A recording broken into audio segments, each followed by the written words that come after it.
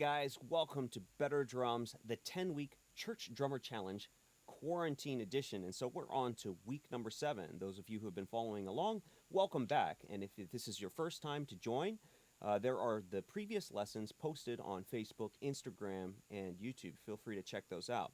So we're working through the ebook that you can download free from the website, and it's designed to get church drummers reading in 10 weeks. So it's going to take you through a lot of rhythms, and it's going to bring you through songs that you already know, maybe fill-ins that you play, and show you how those sound and then what they look like. And there's audio play along and video examples and links to popular worship songs, so that hopefully it will, capitalize on your strengths as a worship drummer and bring you to the ability to read and improve technique, right? So a great thing to be doing now while we're all in quarantine here. So as we start off chapter 7 here, or week 7, we're on to a new rhythm, the 32nd note, and that is a grouping or 8 notes to the quarter note. So there are 32 notes in the bar of 4/4 time, and so it's 1 2 3 4 5 6 7 8, 1 2 3 4 5 6 7 8, 1 2 3 4 5 6 7 8, 1 2 3 4 5 6 7 8 1. All right, that's basically what it'll break down to. And many of you might have already played this, and you just didn't know that, oh, that's a 32nd note, and that's what it looks like. You can see it's got 3 beams instead of 2. A 16th note is 2. A 32nd note is 3 beams. And so what this chapter is going to work through is getting you to become more familiar with jumping from different subdivisions we've already worked on, like quarter note, 8th note triplet, 16th note, and so forth, going to the 32nd note. Because in the end, you want to be able to jump from one to the other, to have freedom to express yourself in fill-ins. And so what we're working on here is the 8th note to the 32nd note. I'm going to go ahead and put on a click. So remember, as much as possible, practice to a click so that you're building your sense of time. 2, 3, 4, 1.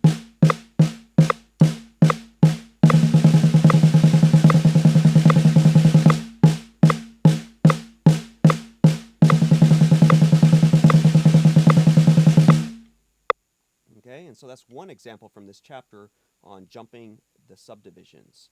And then, of course, we're going to go and apply it to a reading example. So if you look this over, you'll see a lot of notes that you're already familiar with, like the 8th note, 16th notes, 8th note rest, broken 16ths are all here, and the new rhythm, the 32nd note. So I'll go ahead and play this one down. 1, 2, 3, 4. 1, 2, 3, 4. 1, 2, 3, 4. 1, 2, 1, 2, 3, 4. Okay, so there's a play icon, so you can go back and you can hit that and hear how it sounds, and just working through those types of rhythms. And again, like this bar, the second line, that first bar, da da da da da da da. Those are types of rhythms that are great for fill-ins that are going to build to different sections. So 32nd note, when you're kind of on the slower worship songs, it's a good rhythm to really build intensity and energy, and you'll actually hear it used a lot in worship music. So then we're working on building vocabulary. So what we've been doing for the last 2 weeks is taking an idea and modifying it. So something that hopefully we're comfortable with, and then doing things to it to get more vocabulary out of it. So we have an original idea here from One Way. If you were to click that blue hyperlink there, it would take you to that spot in One Way, and you could hear this fill-in. So I'll play this for you. Okay, that's what the original idea sounds like. And so what we're going to do now is, let's pretend then that you could apply to anything, So take the idea and apply it to fill-ins that you hear that catch your ear. All right, so that's the premise of this, is that I have an idea that I love, I have an idea that I play well, and now I'm going to try to stretch it out and get more vocabulary out of it. So here we have an idea, and now what can we do with the idea to develop it or to get more vocabulary? And the first thing is to move it around the drums.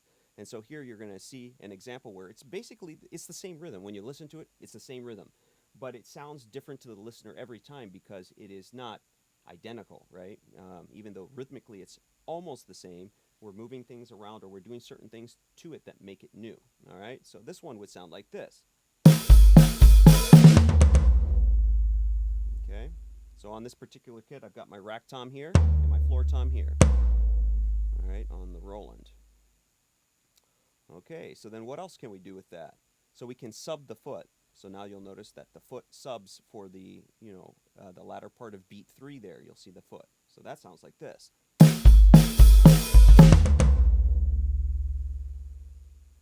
Okay, and then we can remove items from it. So remove certain rhythms from it, and it takes on a very unique sound then. This one sounds like this.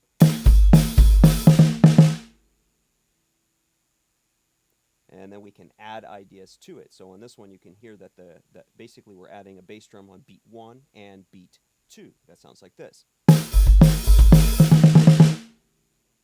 right, I like that one. That's cool. All right, then we're on to ostinatos. So we've been working on ideas to help you build your foot and the stamina in your foot. And so last week we were working on quarter notes in the bass drum. 1, 2, 3, 4. Well, this week, let's see what we can do with the 8th note. So 1 and 2 and 3 and 4 and 1. The great thing about this is your foot is doing twice the amount of work, right? You're playing 8 times instead of 4 times. And so you can take things that you already know and that you're doing, like hand exercises that you do, instead of just working on the hand, include the feet. So you're getting, twice the workout, if you will, by doing that.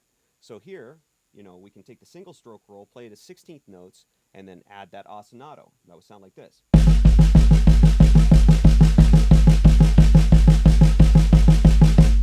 Or the double stroke roll.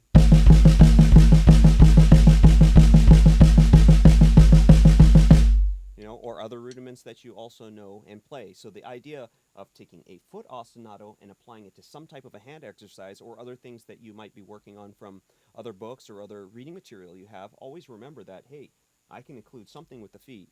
So if I'm going to work on something 5 minutes with the hands, why not include the foot and get that additional workout experience in it?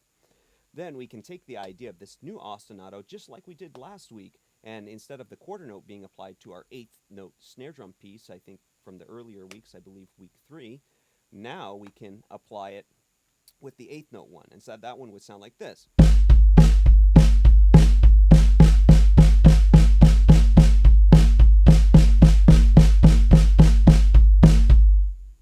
All right, and that's not the whole piece, but that's a part of the piece. And so you can hear that, as I work on different types of rhythms, I can also include the feet. So now I'm working on my reading, I'm working on maybe stickings, but I'm also including the foot to get that extra element into my practice. So my 10 minutes of practice, my 30 minutes of practice, time is precious, becomes more valuable or builds more.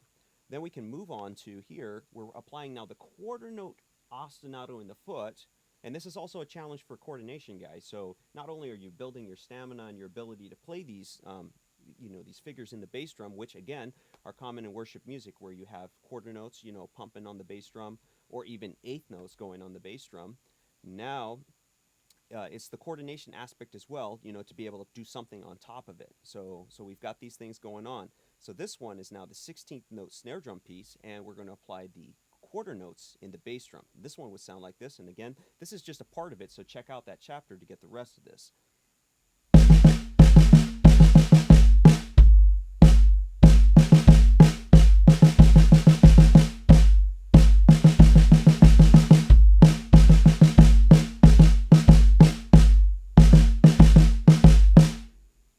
Okay? And if you're playing something, like on where the bass drum is going, let's say I'm going to take, on the second line, I'll take the second bar and I'll try to make a fill-in out of that. So check this out.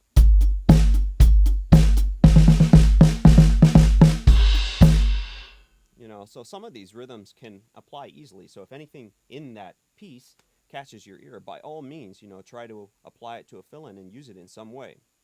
All right, then we're on to a new ostinato. So last week we were working on single-handed 16ths with quarter notes on the stepped hi-hat. Now we've got 8th notes on the stepped hi-hat with 8th notes in the ride, and that ostinato sounds like this. So 1 and 2 and 3 and 4 and now we're going to take the ostinato and apply it to grooves that we know, that we already play. And so I give you some in this chapter, but again, feel free to use whatever grooves that you play that apply to whatever songs that your church does. In this case, we have What a Beautiful Name, and that would sound like this.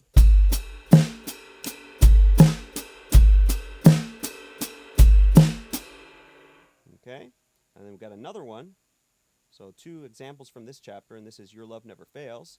And it really doesn't matter if you're playing it at the tempo of the song when you're working on these things. It needs to be even first and foremost, and then you can build ostinatos to tempos of the song. From last week for Your Love Never Fails, for Our God, you couldn't play the single-handed 16th at the tempo of the track, so sometimes you can just apply it in a way that it fits a given ostinato. So here we have Your Love Never Fails. Sounds like this.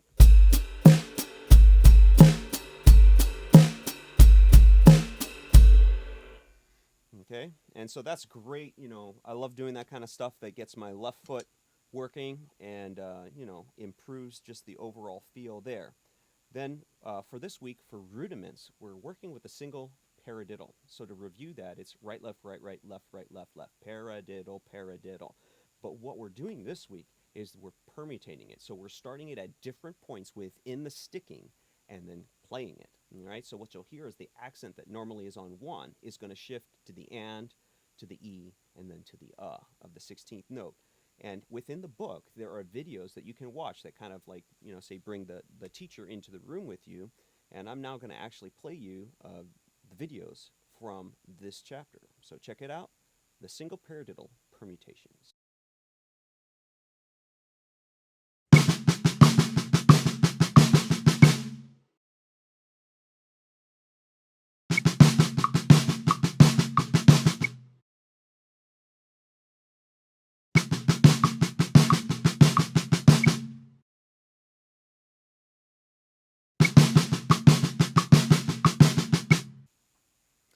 Don't be surprised if one of those or a couple of those are much harder than the other 2, for example. So for me personally, I find that last sticking with the accent on the E to be the most difficult because the second note of the double, goes into 1. So just do your best to slow it down, work through it, and get a nice balance between the non-accented and accented notes. Then for this week, as we continue to work through stuff, of course, we're going to go to hand-foot technique.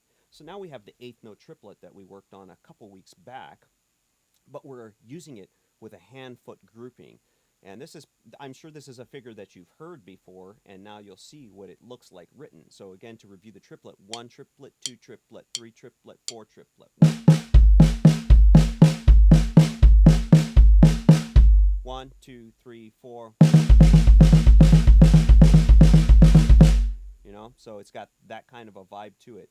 And it's a really cool, 1-beat type of an idea that you can insert in a lot of places and get a good use out of it.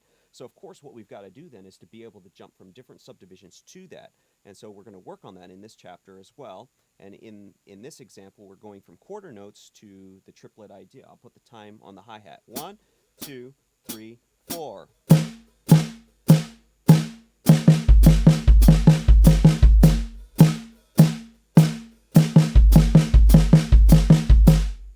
Okay, and then another one is the 16th notes to the triplet. It sounds like this.